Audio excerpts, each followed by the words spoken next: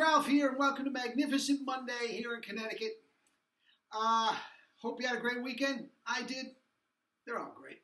They really are. Anyway, as you know, I'm a big sports fan, and God bless you, Kobe Bryant and his family. What a terrible thing. What a terrible thing. But that's not what we're here for. So, you saw the thumbnail. Gunhild Carling, I'm not sure if I'm pronouncing it right.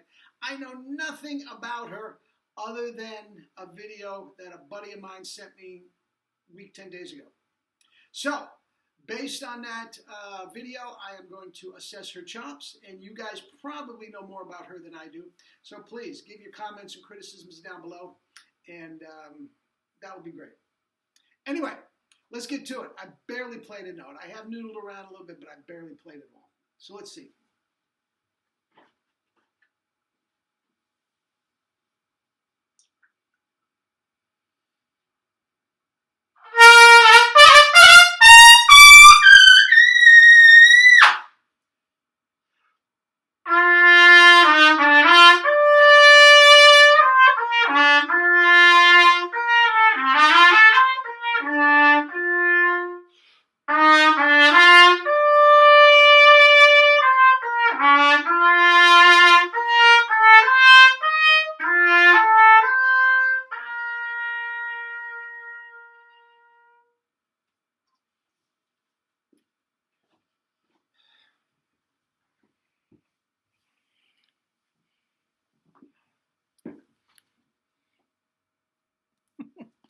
As usual, double C's in Arbin. Not a mark anyway. I do more damage with my razor blade than I do with my mouthpiece.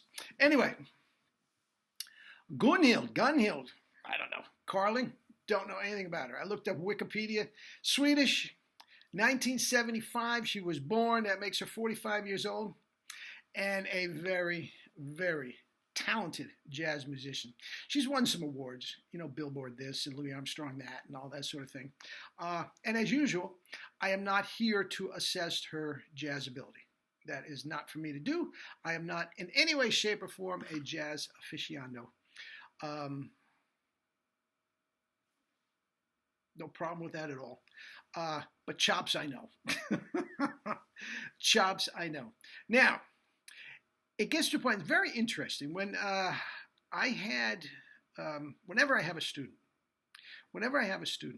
I always tell them, you know, as I said in these videos and in my books and everything, the tone will tell you, and you have to be able to hear what a good tone is and correlate it with the right feel. And once you get the feel and the tone in your ear that's right, then you can go from there. But very, very often, guys, you have to be able to, well, not you have to, but as an outshoot of this, down the road, once you start training your ear to hear the correct tone from yourself, you can go into your basic jazz band rehearsal or concert band rehearsal and just hear it. It's as plain as day. Oh, no compression. Oh, he sounds great up to a high C, then he loses it. Oh, tightening his corners terribly. You can hear it. You can hear it. And the biggest one that I hear, well, not the biggest one, but one of them that I hear, and that definitely holds true in this case, is that chops, for the most part, are right. But she's playing with a terrible mouthpiece. And I don't even know who it is. But this is why I say it. Now, I'm leaving a link down below. So if you'd like to pause this and go down and check out the link, please do so. Okay, so you have some frame of reference to what I'm referring to. Okay, but especially in the staff. She sounds terrific. If you hear it, her tone is centered and pure as can be. Each note is popping. Okay, she actually, to my ear, and again, I'm not an aficionado, but the guy that sent it to me, who does know a lot more about jazz than I do, agrees with me on this. In many ways, she sounds a lot like Louis Armstrong. And guys, chop-wise, that's a good thing. Louis, especially when he was younger, had sensational chops. Sensational chops. Okay? He beat him up over the years. Okay? But sensational chops up to high F, high G. Wonderful. Wonderful. just like this. Notes popping and center of tone. Now again, here's where my ear comes in. I hear up to a point, it's spot on. It's spot on. But above the staff, she starts to lose it. She starts to lose it. Now, the same thing with the trombone. She slips right to the trombone, right on the bandstand, no warm-up or anything. Goes right to the trombone. And again, in a certain register, bing, spot. Oh, not overblowing, spot on. Now, she does a lot of dancing while she's doing this. She's in heels and all this sort of stuff. It's not an easy gig at the end of the day. But again, the chops up to that point are spot on. Now, here's the deal. Guys, if you have the chops right, the notes are popping, and the tone is centered, those two things in itself mean your chops up to that point are absolutely correct. Okay? Now, if you're losing it after that, the only explanation is that your mouthpiece is not holding you in. Okay? Now, lots of guys have had spectacular results without using a 1SB. It doesn't have to be a 1SB, but the 1SB is the best at holding your chops in the way we want to do it. It just is. Okay? So, I'm telling you, with the chop, now, another one, it's a different form of music altogether, but it's exactly the same as Nakarayakov. His chops, and I'm going to do a video on him tomorrow. His chops are, the talk about pop in the attack, oh my God. He's got it up to a high C. He's got a little more range than her.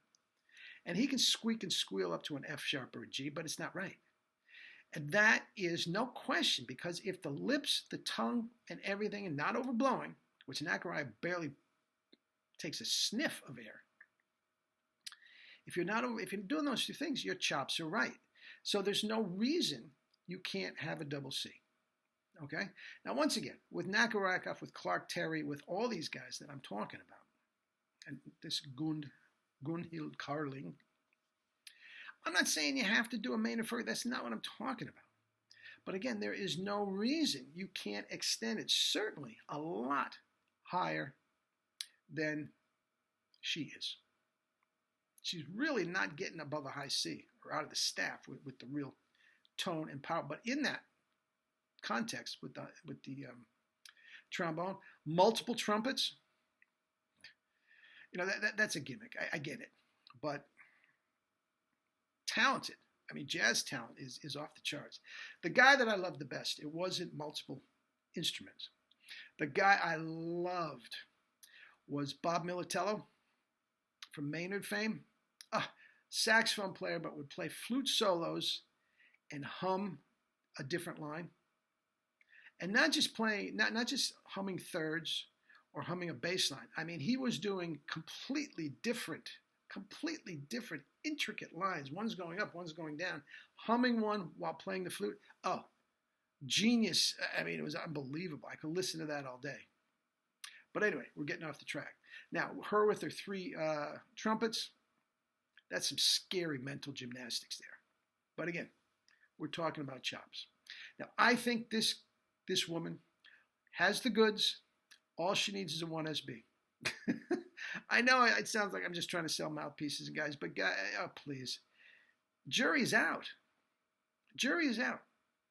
I don't care if you can squeak and squawk something on a Bach mount. That's not what I'm talking about. I'm talking like her to keep it going, keep the broom. Can you imagine now after you listen to this clip? Forget the double C. Let's just say she had a high G, a la Clark Terry in his younger days. Can you imagine the lines and the musicality this woman could do? Same thing on the trombone. Please. It's wonderful. And I really and truly believe the mouthpiece is holding back an extraordinary musical ability. It's as simple as that. Anyway, that's that. Now, she's got lots of stuff. She's, attractive if you like that sort of thing. So she has lots of stuff on the internet. So if that's something you want to go, there's lots of stuff you can listen to. You can listen for hours and never hear the same thing. But check out the link down below. And again, I don't know anything about her. So if anybody knows what she might be doing for mouthpieces or equipment or her training, her background, whatever the case may be, I'd love to hear it. Give it down below. All right? Eat and drink your fruits and vegetables and live your life with true power. And the January book of the month will be out early next week. All right? Okay, guys. Talk again tomorrow. Hope you had a good weekend. Love you all. Bye-bye.